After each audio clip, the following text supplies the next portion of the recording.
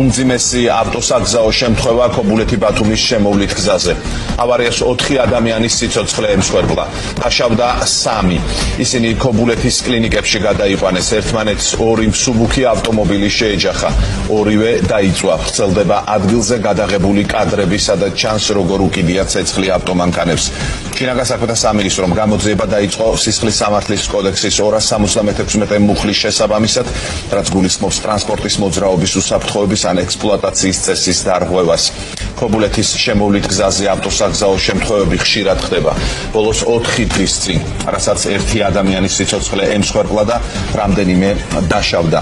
მე ახლა გეტყვით სტატისტიკის შესახებ, რომელიც ზაფხულის მონაცემს ეყრდნობა. ის ბათუმელებმა მოიპოვა და დაამუშავა 2018 წლიდან 2025 წლის 17 ივნისამდე პერიოდში ქობულეთის შემოვლით გზაზე 101 ავტოსაგზაო შემთხვევის შედეგად დაიღუპა 27 და დაშავდა სულ ცოტა 212 ადამიანი.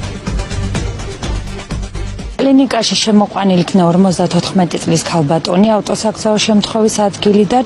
შემოსვლისას პაციენტის მდგომარეობა იყო სტაბილური, იყო კონტაქტურ მდგომარეობაში, აღენიშნებოდა მსუბუქი ხარისხის ზედაპირული დაზიანებები, ჩაუტარდა სათანადო კვლევები, პაციენტის მდგომარეობა საფრთხე არ ემუქრება.